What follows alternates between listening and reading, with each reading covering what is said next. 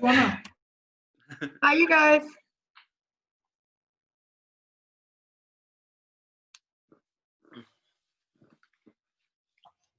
Hi, good morning. We have an elder here.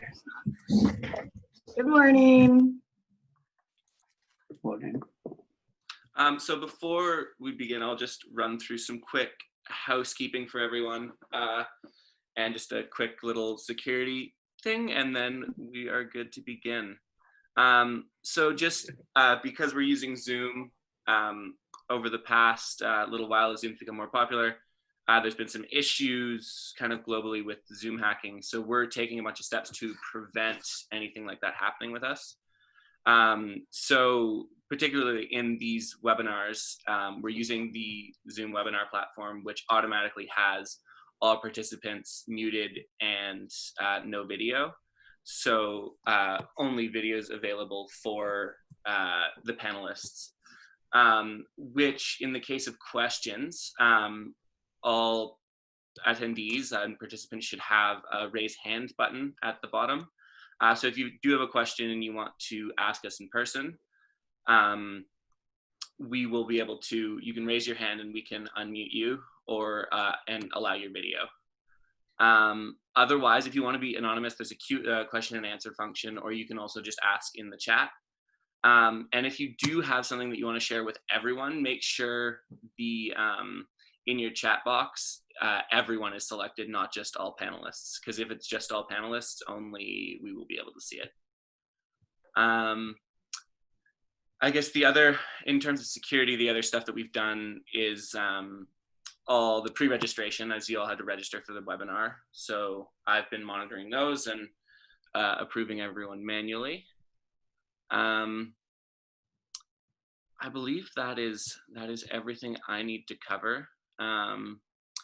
Yeah, thanks everyone for joining, and I'm really looking forward to this. Awesome. Thanks, Eli. And Maria, I'd love to pass it on to you now for the prayer. Good morning. My name is Eileen Nipuz. I've been asked to be an elder for this session. So I'm going to say the opening prayer in my own language, and then I'll translate as I'm going along. Okay? How mamawi tawi mau anuskag iskag paksaint nanu mutakoichia. Our Father in heaven, I pray that you help us as we go along today.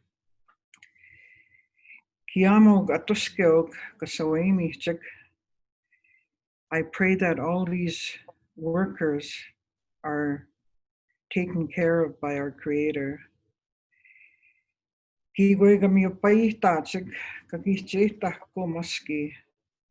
For things to go well and for them to respect our Mother Earth.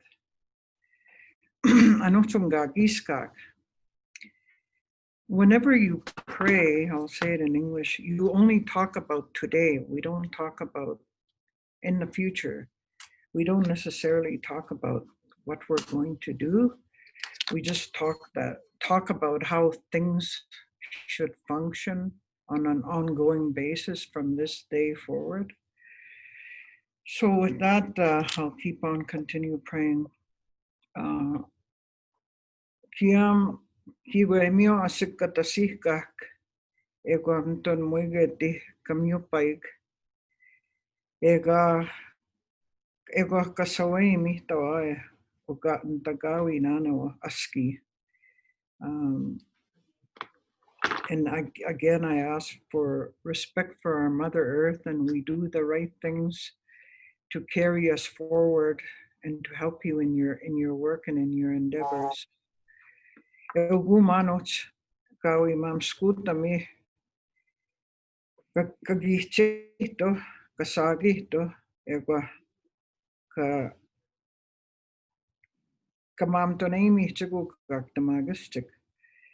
Well, from this day forward, we'll ask the Creator to help each and every one of you so that things will work out well and that you will respect and love each other as you go about your daily work.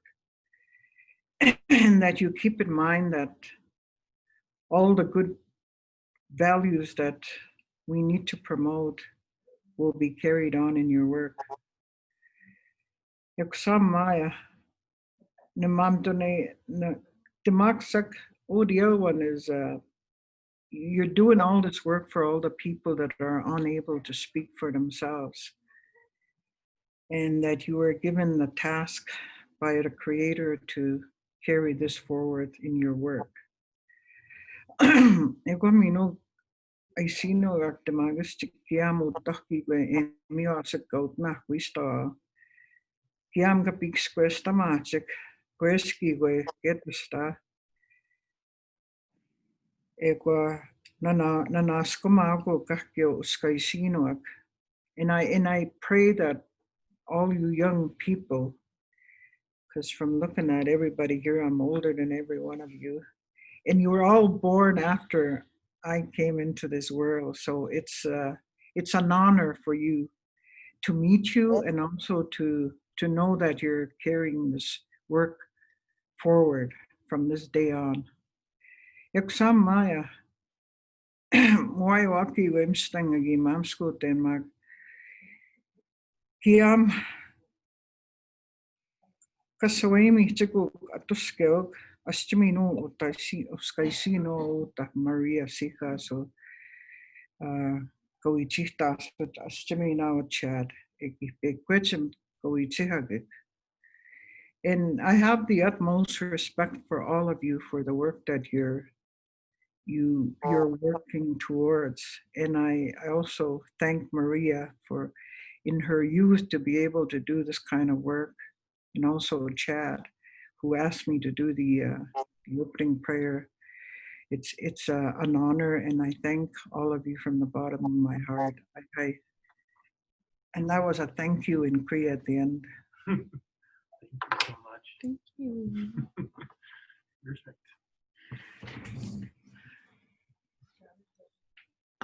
Wonderful. Thank you.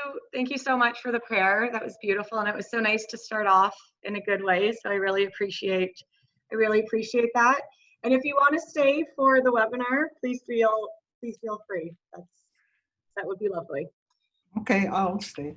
Yeah. Oh, there you go. Perfect. All righty.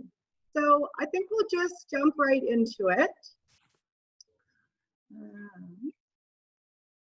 So my name is Marley Kozak, and I am a community-based monitoring program coordinator with the Government of Alberta. So these webinars, which we're holding once a month, are actually part of a larger knowledge sharing initiative under a project that I'm involved with, which is called Fire with Fire, Creating Indigenous and Scientific Knowledges of Fire to Enhance Climate Change Resilience in Alberta.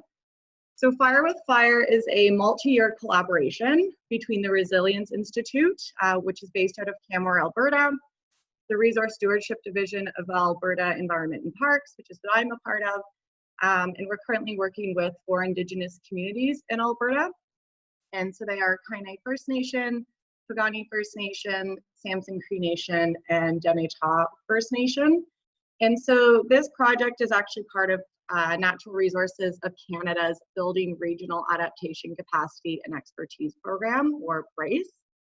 So through Fire with Fire, our partners are working together to explore the historical and the contemporary relationships between Indigenous communities in Alberta and changing fire regimes on their traditional territories. So just a little bit of background on the project that we've been doing and why we're hosting these webinars. Also, I think Eli had mentioned that these webinars will be recorded, and anyone that is registered will receive an email with a link to watch the webinars at a later date. We're also going to be sending out a really brief evaluation survey to everyone after the webinar. I know everyone's busy, but I do promise that it's brief. So if you could just find a couple of minutes to complete the survey, that would be a lot of help for us down the road with our reporting. And so in today's webinar, Indigenous Perspectives on Climate Change, our speakers are going to share their understanding of climate change as it relates to their worldviews and relationships with Mother Earth.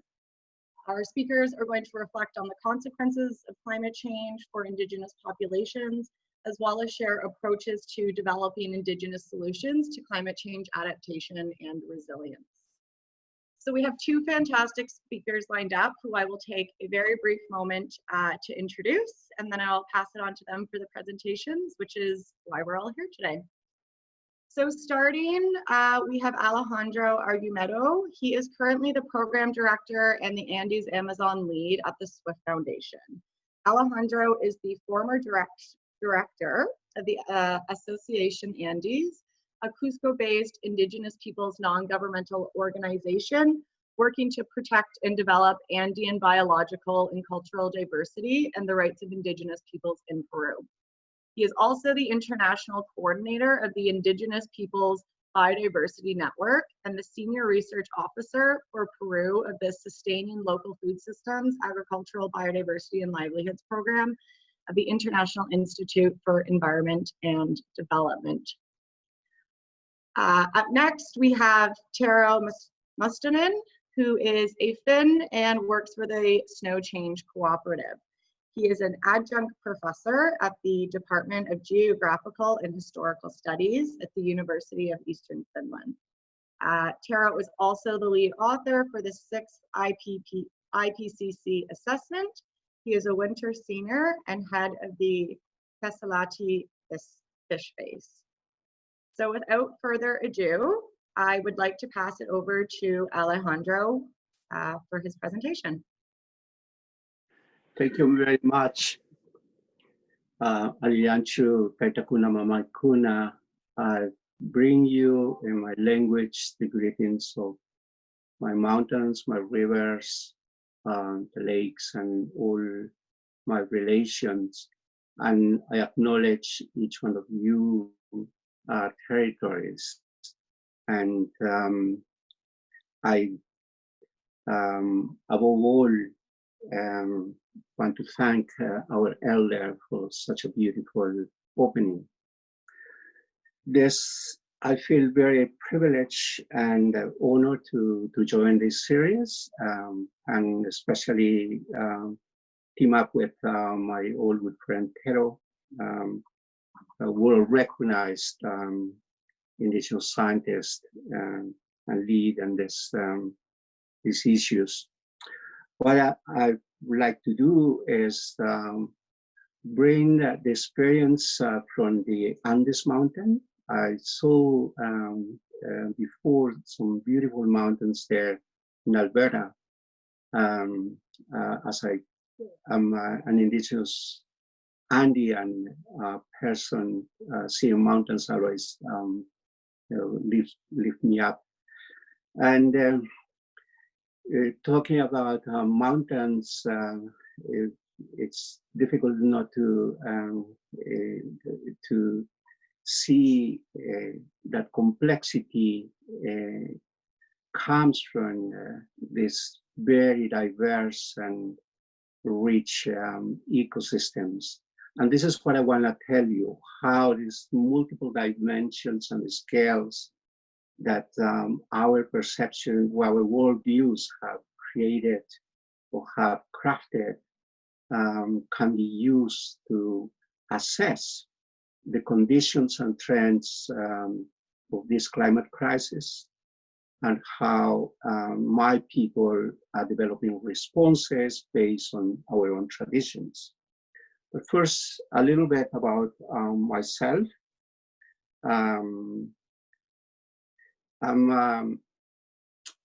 As was mentioned, Director of Programs and Andes Amazon lead of the Swift Foundation, a foundation based in California that's advocate of solidarity philanthropy and trust-based relationships with our partners.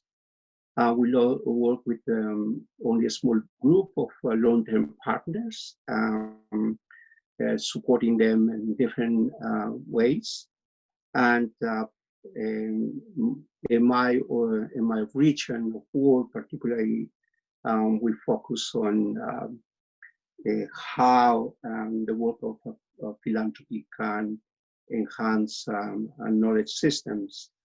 The governance of our institution is multicultural, people from different parts of the world, different backgrounds, and it's an indigenous-led, has an indigenous-led staff, which is very unique for philanthropy in the US.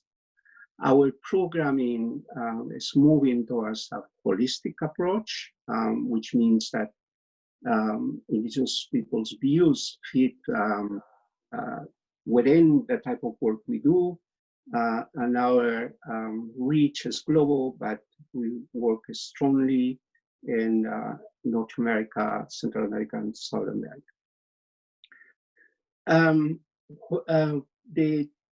This topic of linking tradition with contemporary knowledge, contemporary science, is key all over. And for us in the Andes has been always the challenge, how our way of living and our way of knowing things have been used over time to nurture what we call summa causa or holistic living, making these connections from the realities of our peoples and all this history of colonization and how the different categories of things in our universe and the knowledge that we acquire in different way with a heart, with a mind, with a practice, has been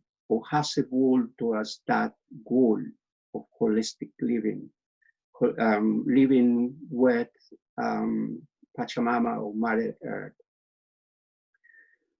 But that has an origin, and the origin of this is our own cosmologies, our cosmovision, from where we derive our principles, our values.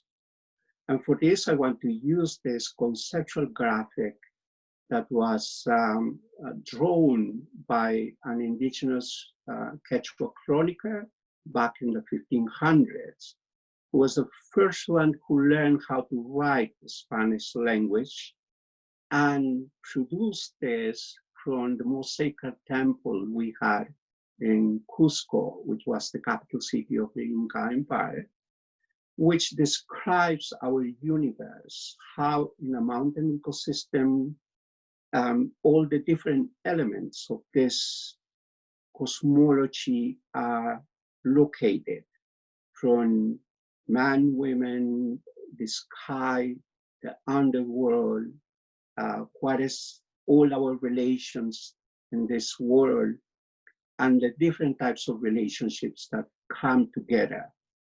From this conceptual graphic, we decided to create a methodology where the paradigm of holistic living could be at the center, and where the dynamism of the interrelations or the way we interpret this different relationship among the elements could be highlighted and used to assess our own present conditions, which is the product of long history of greatness, colonization, and revival.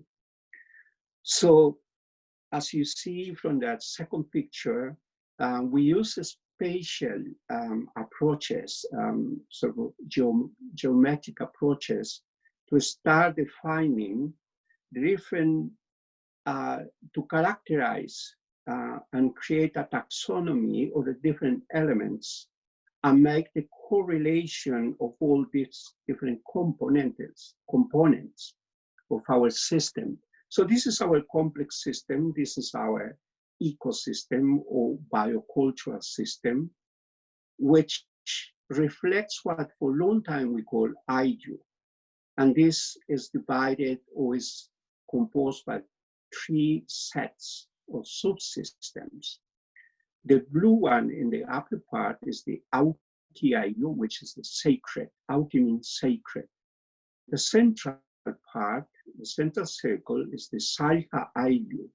Salja literally means the wild, everything that it's not under the control of humans, or where humans have not interference. So wildlife, wild rain, wild wind, because all those elements also live with humans. And the red one circle is what we call a runa, or man, or people, or women.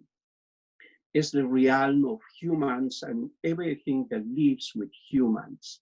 A dog, our chickens, our crops, everything that are quote unquote domesticated, that lives with humans.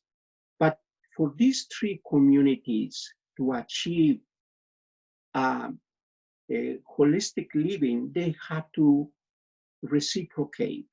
They have to create a relationship of balance so that we can have this summa causa when vivir. So we have this as a main objective of our work with our communities as to where to focus in terms of our goals of adaptation, of mitigation, and recreating the resilience of our system. And from that analysis, we come up with this concept of biocultural heritage. And by conceptualizing this rich and complex relationship that these three communities have, we could create a planning tool, because to plan is not just for humans. You have to plan also, you have to involve in this planning the sacred, you have to involve all our relations, and also, of course, humans. So we have this planning tool to focus on this larger landscape, which is sacred and which involves all our relations. And so that our governance could include all those elements. And we realized, as we came from a society that has a very strong agricultural tradition, that at the center of all this was food. So that our food sovereignty was our main goal, and also serve to connect and create autonomy to look for our future, and through it to create regenerative economies that can reflect our own needs. And all this need to be expressed in terms of rights, but rights that go beyond human rights, rights that also include the rights of Mother Nature, so that it can be more integrated into this holistic approach. But that poses a challenge, which is this could be only applied locally, but we wanted also to share with other communities. And for this, we had the support or the help of this prophecy of the condor and eagle. As you know, the prophecy narrates how the arrival of Europeans, represented by the eagle, came into our land, where the condor was our chief mind, our chief soul. And the condor represents the heart, intuitive, the mystical in all this, while the eagle represents the rational, the material. 500 years ago, the eagle almost drove away the condor. But the prophecy said that after 500 years, around these days, the eagle and the condor had the opportunity to come together. And for us, this means that traditional knowledge, indigenous knowledge, need to work with the contemporary science and knowledge, with contemporary practice, so that we could create or recreate new tomorrows. And with this as a guide, we went further and to develop this assessment methodology, linking up with different colleagues and communities around the world. This methodology was the product of a collaboration, and I had to thank Tero on this, who participated in all this exercise and this adventure we had, where through developing local assessments, we shape and fine-tune the methodology, which underlying principles were: it has to be emancipatory and decolonizing. It has to be indigenous lead, where traditional knowledge and science can talk, can dialogue, where gender has to be harmonic, has to be in harmony, rather than this type of male dominated world that came with the colonizers. And that we needed a phase approach in the circle shape. And that's the road we took. Those phase approaches started with doing a baseline, and with information produced by that baseline, move into assessing conditions and trends. With the result of the data of the assessment, we engage on visioning and scenario building using local frameworks of visioning, or backcasting, or forecasting, so that the community involved in doing these scenarios of future, how do we want to see ourselves in 50 years, and 100 years? 7 generations is not 5 years, it's not 10 years, it's 7 generations. So we have to plan long term. So communities all over, indigenous peoples all over the world, plan long term. We call it Pachacuti. It's a similar concept. So we use that to implement a long-term plan for managing our landscapes and our territories on a rights-based approach.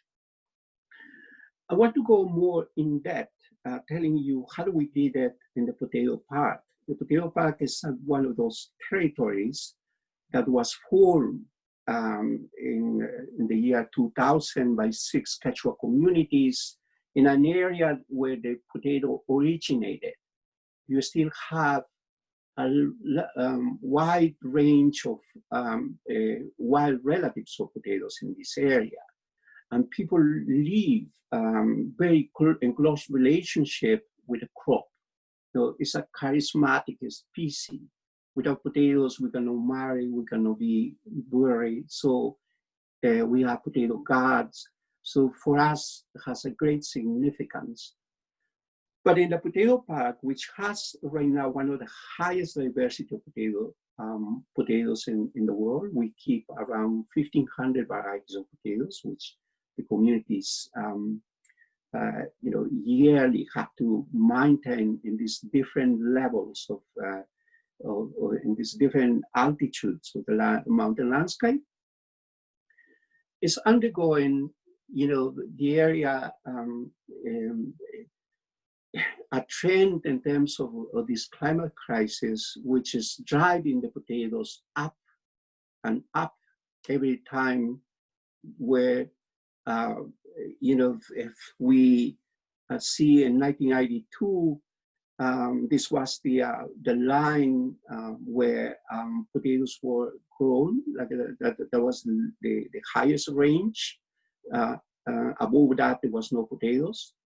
That moved in 2008 to almost 4,000 meters.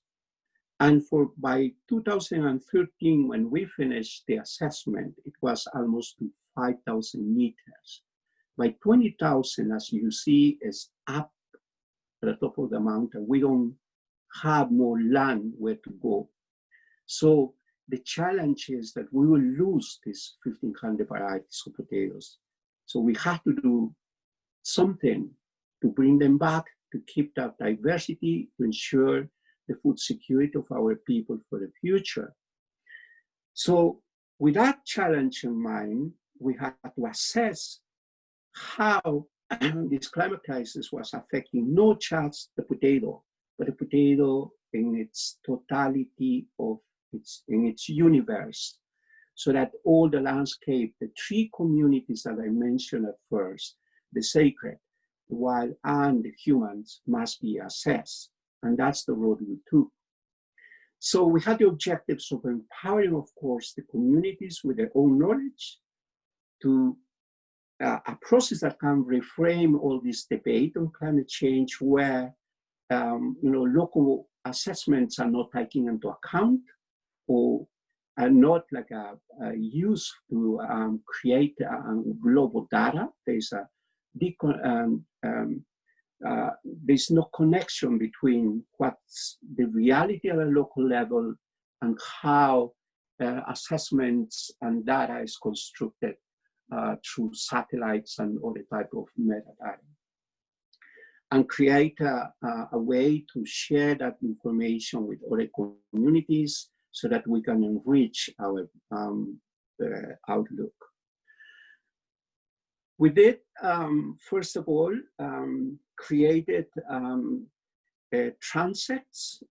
So we had hubs to measure conditions and trends in every 100 meters from 4,000 to 5,000. So we could assess how pests, how the crop, different varieties of the crop were doing, how wildlife was moving also up, what different other species were moving. So what was the population dynamics happening in each one of these points in the transect? This was done during 4 years with getting data and using around 60 different varieties that communities choose because of its spiritual value, because of its economical value, and because of its resistance to biotic stresses. So it was a community that picked and the spaces for this monitoring, so that the assessment could take place within this frame of time that the communities decide. These are one of the hubs that measure temperature, humidity, relative humidity, and precipitation. But also traditional knowledge was used to read how pests and other type of stressors, especially indicators, biological indicators, will provide data. So the data was collected in terms of traditional knowledge and in terms of science. Also, we use the knowledge that we have in terms of genetics to see how different seeds of potato seeds were doing, and collected them so that we can keep for the storage. And in the process, we created also a database of knowledge. The framework that we use, and I explained at the beginning, was used to analyze and to assess different responses with participation of elders, youth, and particularly women who have more of the knowledge on this. Knowledge circles and ceremony are key to our knowledge.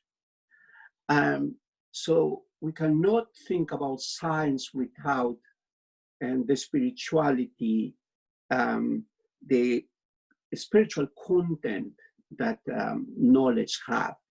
So we believe the potatoes have souls, and we have to learn how to treat, or how to communicate, how to speak with that type of being. So without ceremony, no assessment can be done. We are very ritualistic, have a very ritualistic agriculture. The way we communicate with potatoes have to be through the mountains and with Mother Earth. So at the center, as I said, of our knowledge is this spiritual value that we give to our knowledge system. What type of results we got through this process, where we are trying to create new futures from this chaos and uncertainty that climate change has created, where we were just about to lose all our diversity of potatoes. The first one is that the IU system, these three different dimensions that I mentioned, is a neighborhood. But as food is very key for us, it's a food neighborhood. So the concept itself for us captures this reality that we have, the different entities, the categories, and the knowledge system that we have. The concept also allows the creation of different types of sovereignties at different scales. So we create sovereignty with local authorities, with national authorities, and with international authorities. And we can exercise those types of sovereignties in different ways. And in that way, we strengthen a rights-based approach. And this is key if we want to maintain our rights to land, water, and food-producing habitats, which is a big struggle for us down south. Governance, we created based on this assessment, a governance system where the main authorities continue to be the sacred mountains. The mountains participate in the governance of our landscapes. So communities elect the mayor. It has to be dual, a male and a female. The councillors of water, of pasture, of seeds, and different types of authorities and mountains. And then come humans. In that way, we have maintained the profound respect that we have for our ancestors, for our protectors, the big mountains. But also, maintain the landscape have an impact on base broadening of the genetic diversity that we have. If you keep a healthy landscape, then the crops continue this co-evolution with the local culture to create new genes, new gene expressions. Those gene expressions are key if we want to, for instance, do participatory plant breeding and create resistance to frost or drought or any type of other stressor. So maintaining a healthy land means future. Participatory selection and evolutionary plant breeding for us becomes important. This we've been practicing for thousands of years to create more diversity. So linking it with the assessment was fundamental. So we have created new varieties and are making diffusion of those through seed exchanges. The diversification of crop or creating more broadening crop diversity is key. So we repatriated potatoes from the international potato centers. We went to knock the door and say, hey, we want to back our potatoes. We brought more than 400 varieties back from the gene bank that they have collected dozens of years ago. We rematriated them, but in doing so, we created this in situ, ex situ complementarity, maintaining in situ in the land, but also in the gene bank. And we continue experimentation because our people always are doing science, are experimenting like your people, like all indigenous peoples. We are more than just experimenting. We are creating new, we are innovating always. And so we wanted to use us to keep promoting the types of good food, nutritious food that we think we need. And in times of pandemic like now, it is that type of food that creates better immune system.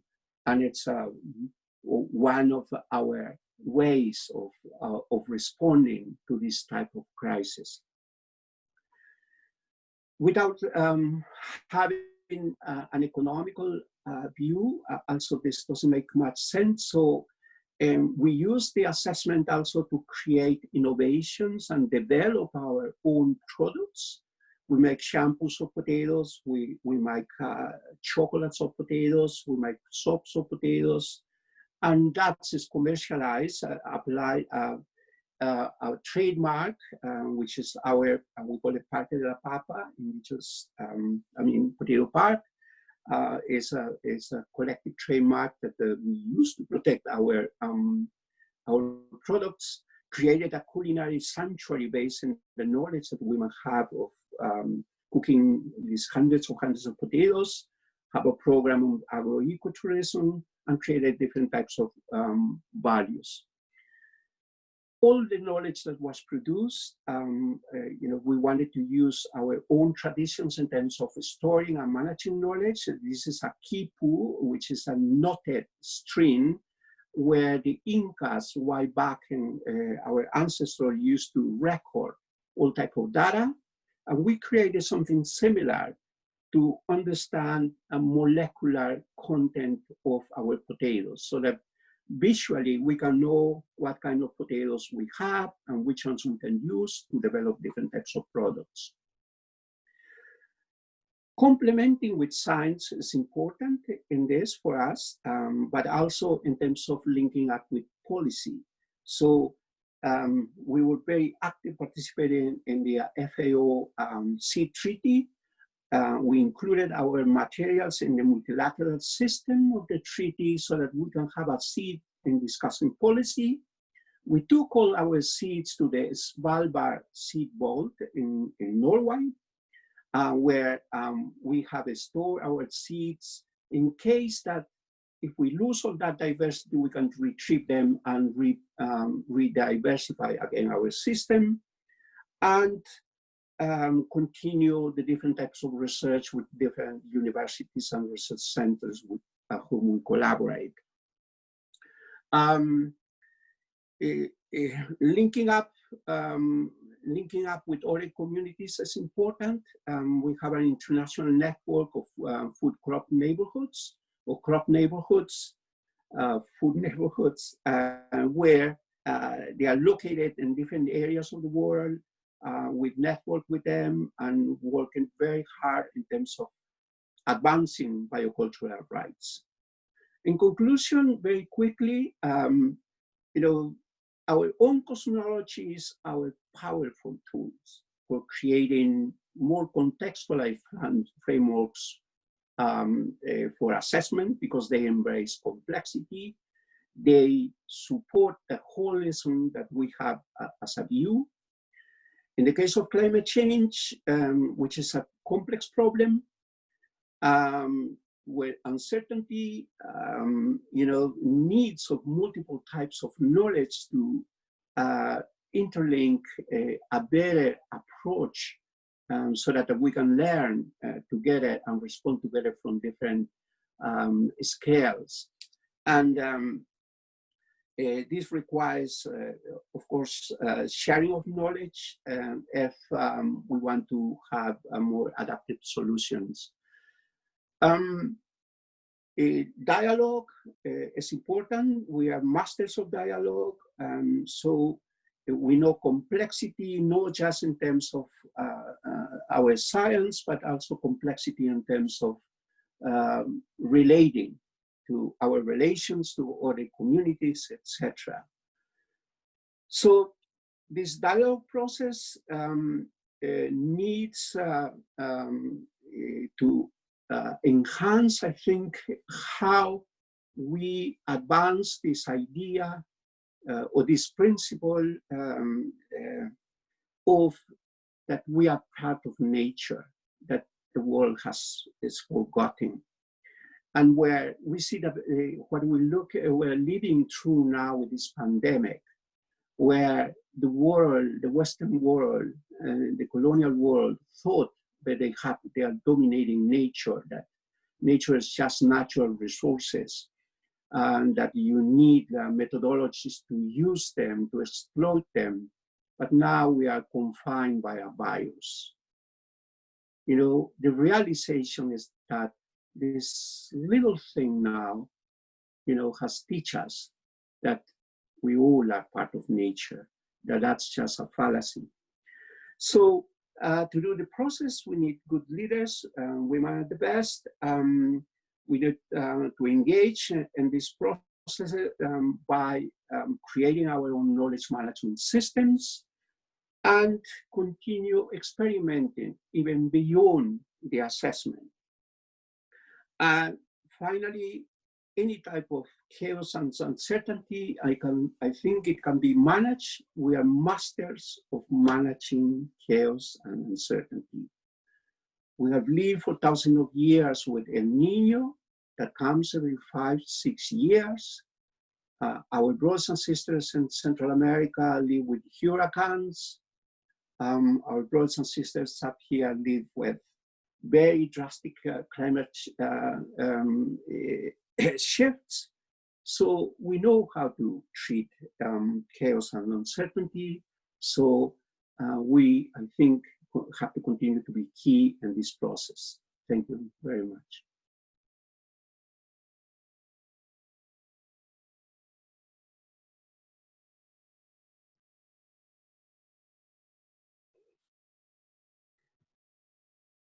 Fantastic. Thank you, Alejandro, so much. That was great. I definitely learned a lot. If there are any questions, maybe just put them at the bottom in the chat for now, or hold off until the end. I think what we will do is jump into Tero's presentation, just to make sure that everyone has enough time to do their presentations. And then at the end, we'll open it all up for Q&A. But if there is anything pressing, feel free to put it in the chat and maybe we can address 1 or 2 questions quickly.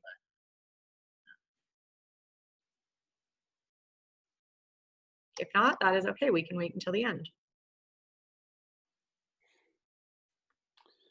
Well, greetings. Okay. Hello. Yeah, Go ahead, Tero. Thank you. Okay, thank you. And greetings everybody over there across the Atlantic. Greetings from the future. As you can see, I'm in the dark, and I'm calling to you now from Finland, which is probably, I don't know, 10 hours ahead. And my name is Tero Mustonen. I'm a Finn, and I lead a small boreal village called Selkie, which is at 62 latitude north. And let me at first acknowledge the traditional owners of our seminar, and especially our elder who spoke today. Kiitos hyvistä sanoista. Thank you for your wise and important words. Let me also recognize Alejandro, a colleague and a friend for over a decade. And as he was saying, we have done, especially 10 years ago, a lot of collaborative work on how indigenous and traditional peoples are trying to address climate change. And I work for an organization called Snowchange, even though I have a university position, but that's an unpaid position. And today I will convey to you a very simple title: what can we do? And I don't want to distinguish any driver of the global change or local issues that are underway. We are all barraged by the endless way of daily newscasts and issues ranging from many topics. And yet I want to give you today a very simple question up front. What can we do if we take the position of a indigenous or traditional community under these changes which are currently affecting us? I have only a few slides, and as I was saying yesterday to our good hosts, whom I also want to thank, Mali and Eli and Laura and everybody else, and let me also recognize Gleb Raikorodetsky, who is currently on holidays, but he invited me here too. I'm trying to provide you with very practical and on-the-ground northern solutions that are trying to answer this profound question, what can we do in the present 2020 context? Next one, please.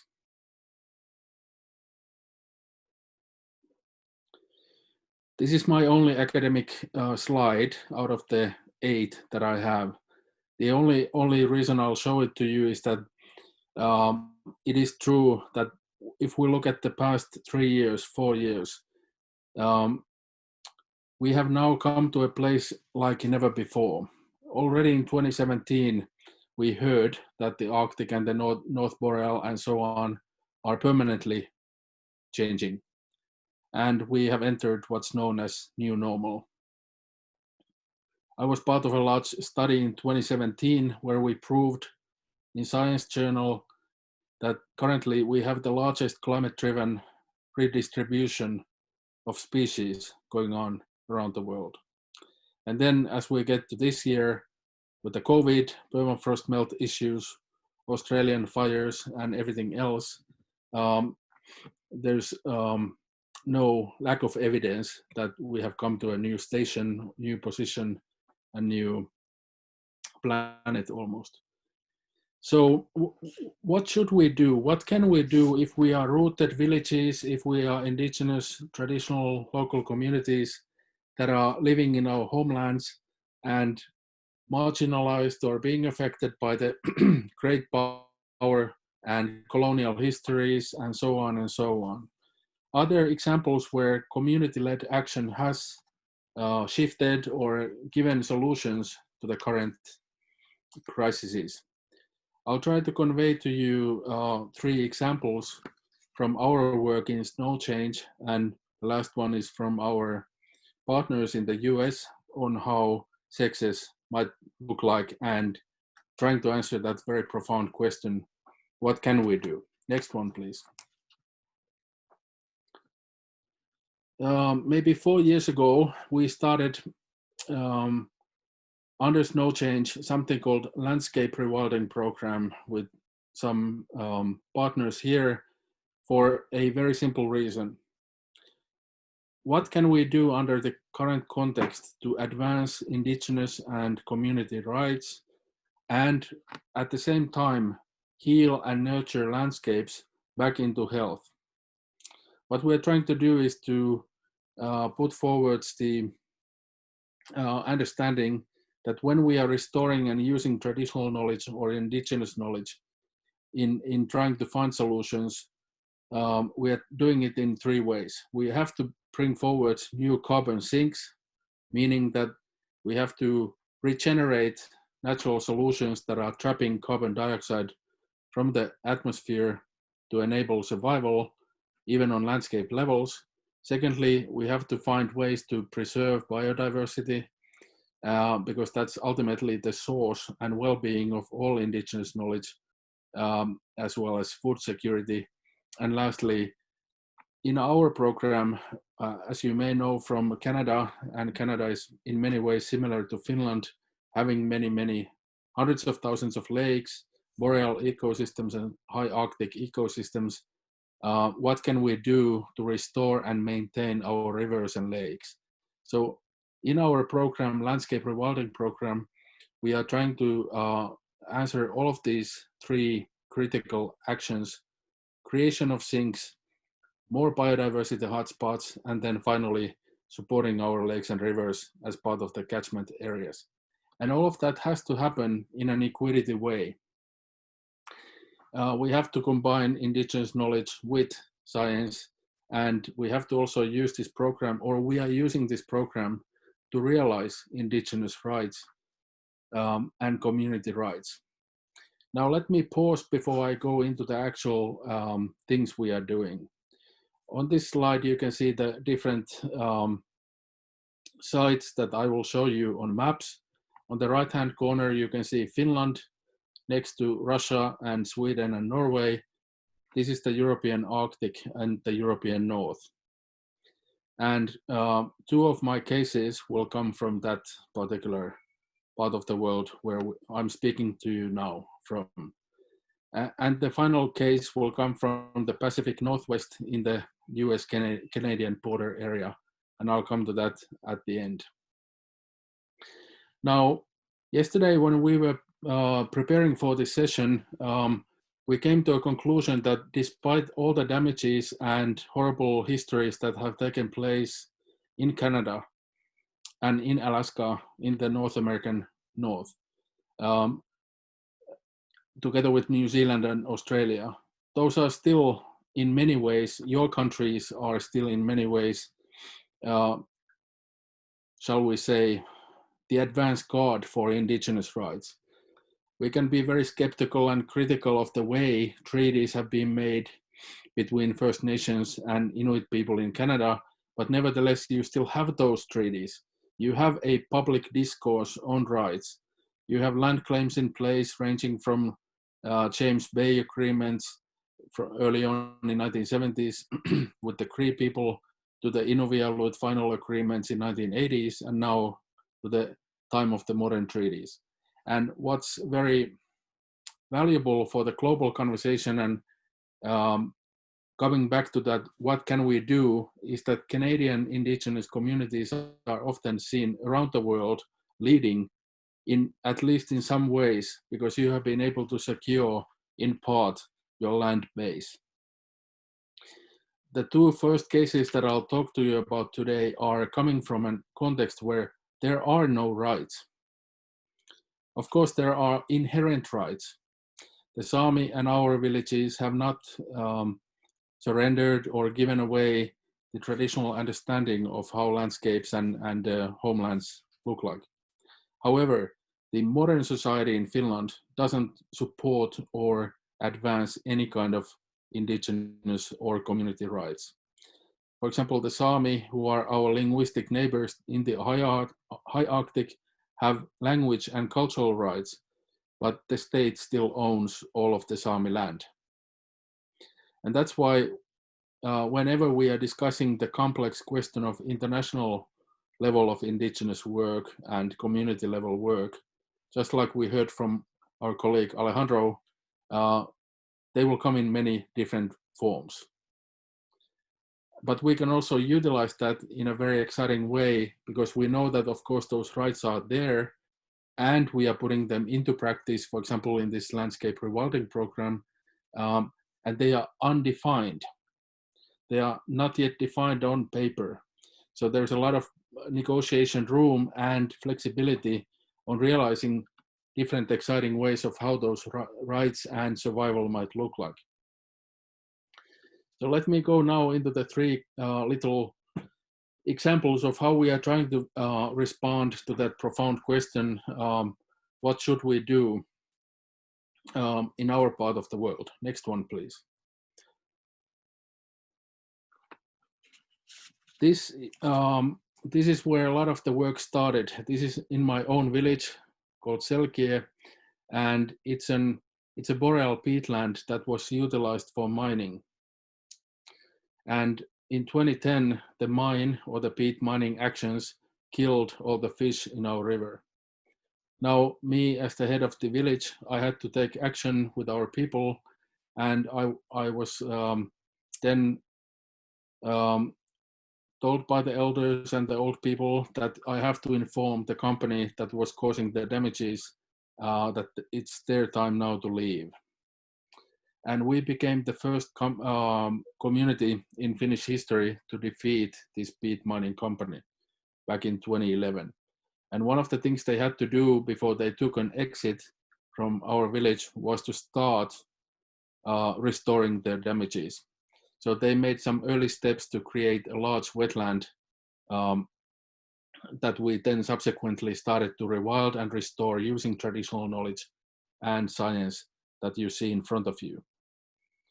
I'm not going to give you a long story about that, but I'm trying to indicate here that before we started our work, first to fight the company and then drive them away, and then the long-term governance of this destroyed landscape, there was 2 bird species that were still left living on that site. And now, after a decade, almost a decade of rewilding, combining science and traditional knowledge by the old people, it has become a biodiversity hotspot of over 195 bird species. This spring we hosted, or on this site, was the 7th ever visit by long-billed dove-witcher, an Arctic wader that is very extremely rare. And if you think of that time span, time from the death of the fish downstream in the river where this peatland flows, and now a decade later, when we joined forces with the land, with the science, and with the old people, what a remarkable comeback. We are also seeing tremendous amount of mammals come back, just like in Canada, moose, otter, European brown bear, and other wolverine are coming back to this site. And they are finding a new home there. And of course, we are harvesting the moose, which is our most important thing in terms of a cultural hunt. And we are also discovering, using scientific measurements, that this has become a major carbon sink. So through the actions that we are taking, we are preventing emissions that are over 1 million kilograms a year, and it's slowly converting into a natural sink. And the point here with this first case is that when our village, when our community decided to believe in our landscapes, in our knowledges, and work with science, work with the fishermen, work with the old people, we were able to nurture a completely destroyed moonscape that the industries had raped and pillaged and utilized for about 25 years back into a recovering and community-owned important area. That's meeting those 3 critical indicators that I was talking about: becoming a carbon sink, biodiversity hotspot, and alleviating water pollution. And that shows that the power of putting these things together can and may be a very powerful solution on landscape level on those places that have been almost destroyed. We should not underestimate the power of Mother Nature to come back if she has the time and allies to help her to make a comeback. And before we go to the next one, the last thing I'll say here is that even though we know, of course, from traditional knowledge viewpoint, the value and the work of what we do and how do we do things, we have wanted to create a very rigorous monitoring program also in peer-reviewed science, so that the skeptics, the ones that will say, oh, it's nothing, it's not a big deal, and yeah, it's not a success, can be shown exactly the critical indicators like 195 bird species. That's an old slide, so that's why it's saying 185. It jumped to 10 more this year.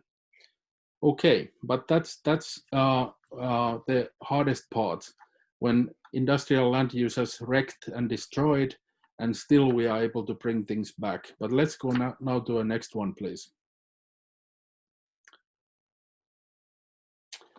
I was given the, so Snowchange is a network of northern and Arctic communities, and the Skolt people from the village of Sevettjärvi wanted me to convey you their story that we have been working with them on. And they are living in a high Arctic ecosystem. Think about like Inuvik or Norman Wells or Northern Nunavut style level of geographical area, with the exception that there are, of course, some boreal trees because of the Gulf Stream in the European high Arctic. The Sami people, who are linguistically related to us, but are, of course, a distinct nation and are recognized as such by the international law, also have suffered from land damages and river damages between now and or from the past to today. While of course most of their high Arctic home area has been rather pristine. In 2011, the Sami started to witness very dramatic climate change impacts. For example, temperatures reaching over 35 plus or over 30 degrees, and lots of southern species coming forwards into the high Arctic, and so on and so on.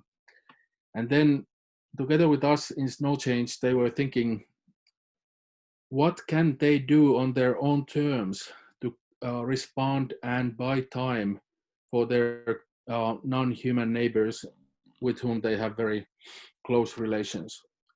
And after some years of documenting indigenous knowledge, land use, and options, they themselves came to a solution that they want to restore and try to bring back into health those rivers that have been affected by state land use between 1968 and 1990s. And this picture that I wanted to share with you is a team, it's a Scott Sami team that's restoring one of those trout and grayling rivers by hand. And this took about 4 years. While we used science also in this case to identify some indicators, for example, temperature and a couple of other ecological drivers, the main point was to utilize the oral histories as consented and put forwards by the Sami on what to do.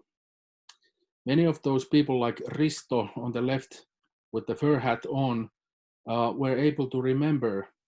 Risto is an elder in this village, and he was able to remember by heart and communicate where the stones were in 1968 when they were removed from the stream.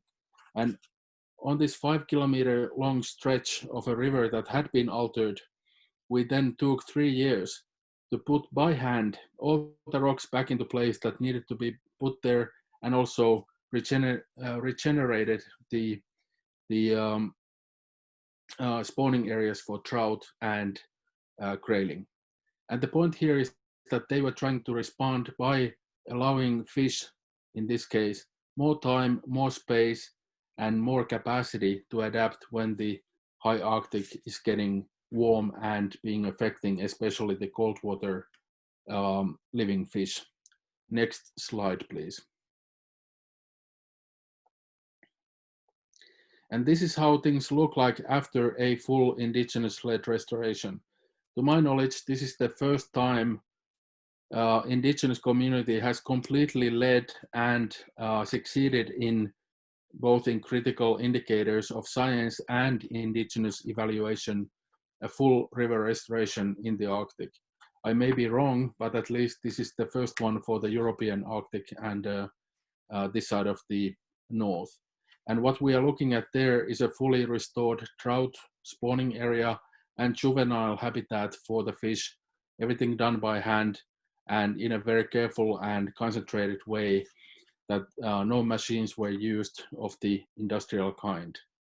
And that's really giving, as you all know in your home area, the Blackfeet and the Cree, who are whose homelands we are today having this seminar.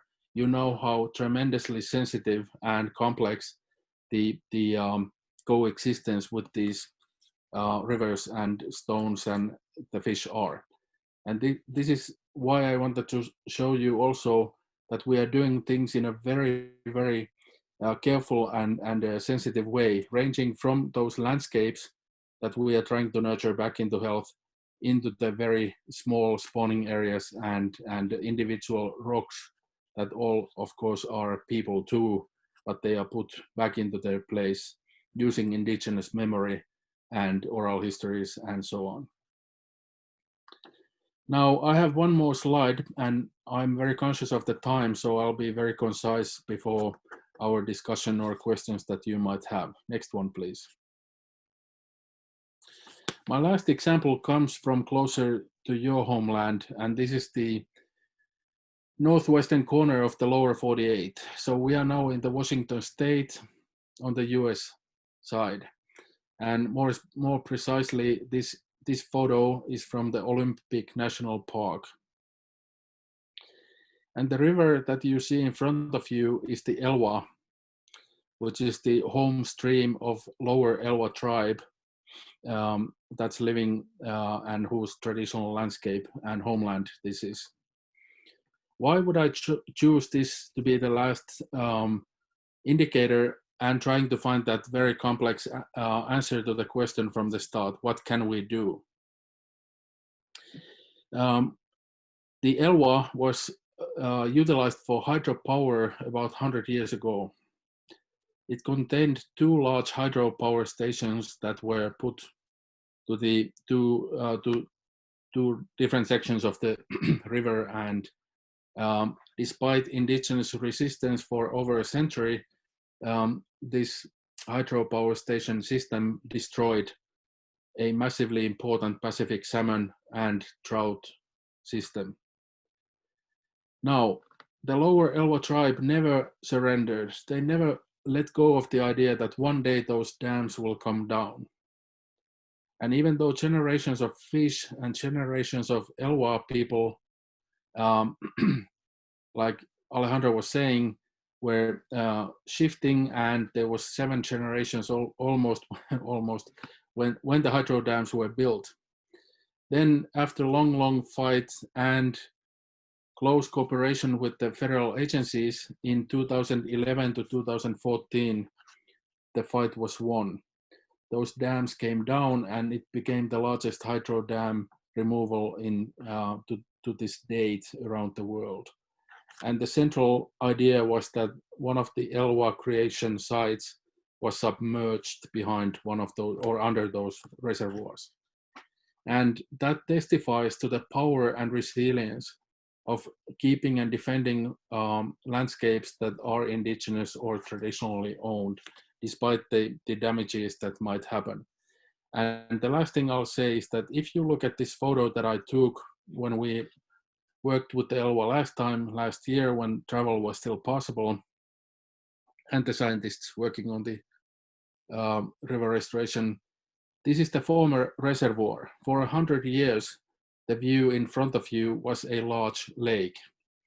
And the upper Elva Dam was here on the left-hand corner where it has been now decommissioned. And what this constitutes, much like our case with Linnunsuo wetland, the one that I showed you on the first slide, is a novel ecosystem. These are the new vibrant landscapes that we have never seen before. They are not the post-ice age pristine habitats or our homelands as they used to be in prime and pristine conditions. No, they have been affected by industrial or electric production, like in this case. However, due and combining action by traditional and or indigenous community with science and good people, we are seeing these completely new non-human and evolving landscapes, which are of course our best and future hope for survival, and ultimately answering what can we do. And the answer of course is that we can win and we can regain a lot of our homelands if we have the strength, the spirit, and the will. Thank you for your time, and I'll be taking questions if needed, and thank you for your interest once again.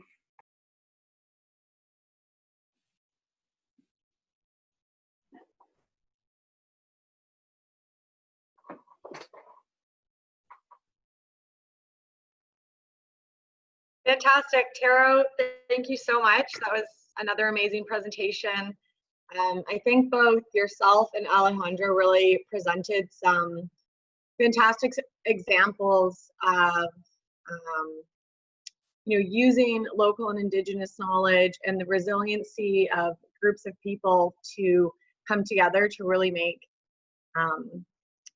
change. And I know for me, I felt those presentations were inspiring and educational and really motivating. I think they were really uplifting stories that you both shared. So thank you so much. We are getting close to 11:30, so I will be quiet and I will open up the chat and the webinar platform for any questions that anyone here may have today.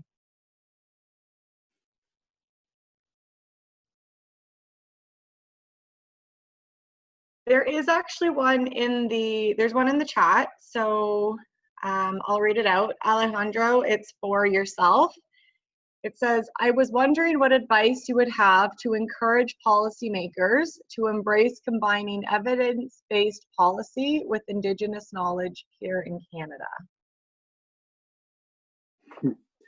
That's a very interesting and big question. But I think what Tero has presented provides some of the answers, because we need to understand better the what's and how. You know, when it comes to bridging science-based policy with Indigenous knowledge, I think what we lack in is like a better grasp of the methods, the models, the approaches that people like Tero, like us, like many other people do when they have more holistic and integrative type of work. So knowing those are key if we, like Tero has said, would like to develop bodies of literature that can provide, the range, the nature of that knowledge, so it educates and provides the information that policymakers need. I think we need this decision-making support tools, and that's one area that where we need to do more work. One of the challenges we have is how, explicit values associated culture and spiritual values of Indigenous peoples, that we use the methodologies to create these assessment models and tools, so that we can identify priorities that people conceive as the most important, are like key to this. And if policymakers can know that, I think they will be more, they will be lean to use this type of methodologies. The other thing would be like how those are translated into the educational system, into higher education institutions, and the role that you guys apply there. I think you are a very good example. I think it's key to it. So we just have to keep hammering at it. Thank you.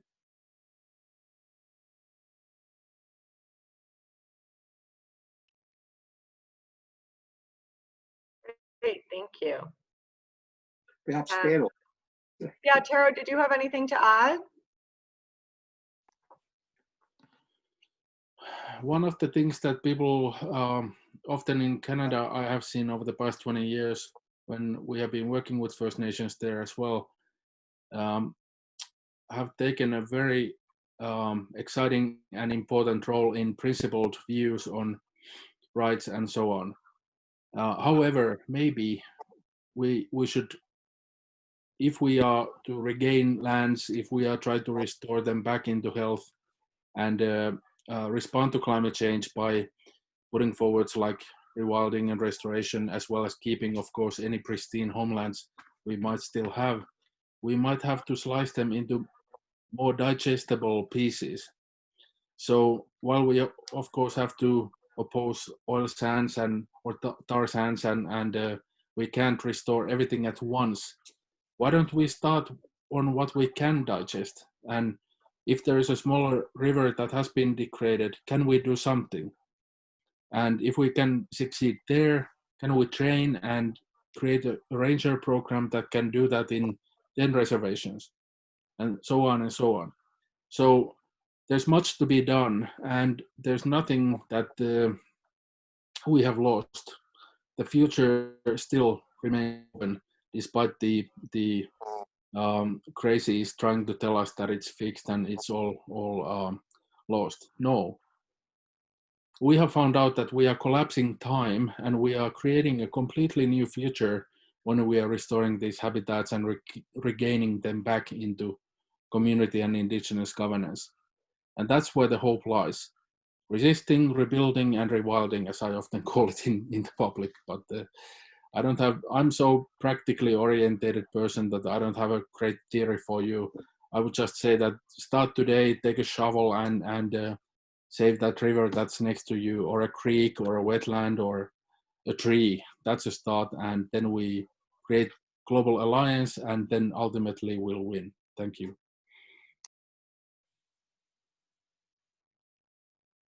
Great, thank you.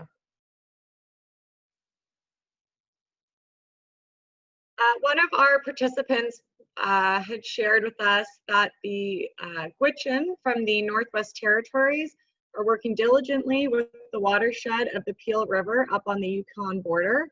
And they're exercising their right to voice how the environment and all of their relatives, four-legged swimmers and winged ones, be protected. So that's fantastic. Thank you for sharing that. I think that fits really nicely with the two examples, or the two presentations that we had today. That's awesome.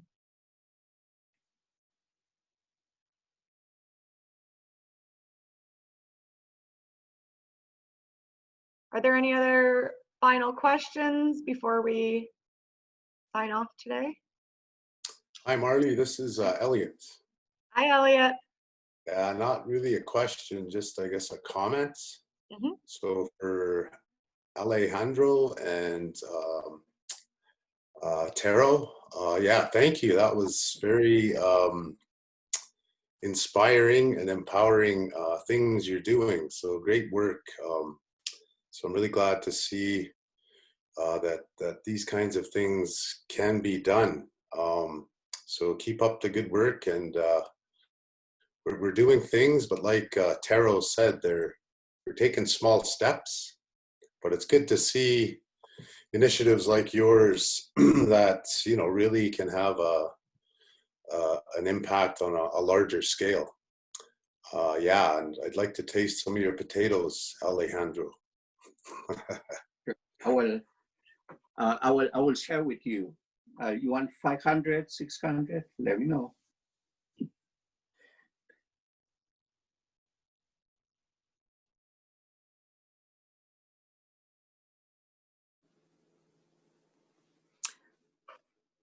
Hi. Hi, Laura. Hopefully, hi. I just want to again say quickly to our panelists, thank you so much. I know this is a trying time.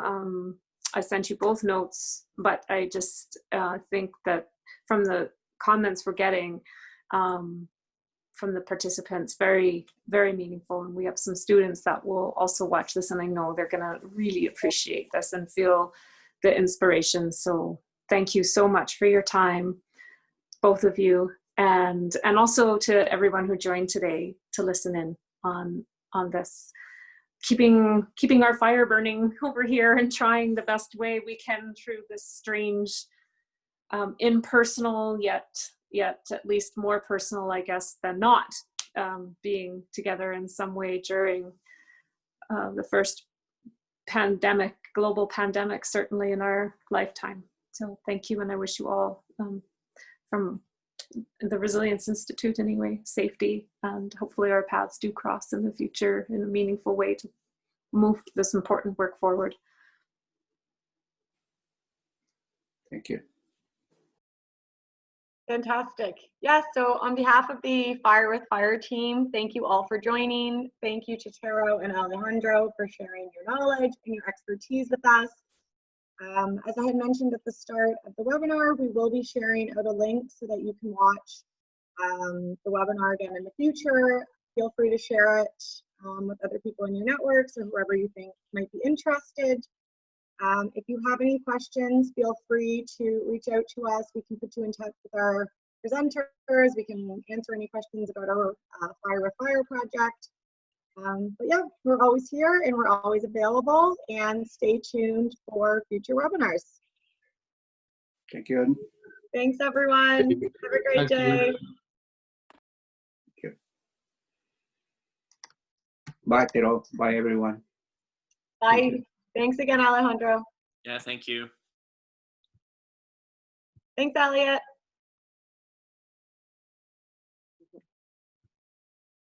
Thanks, Marley. Thanks, Eli. All righty.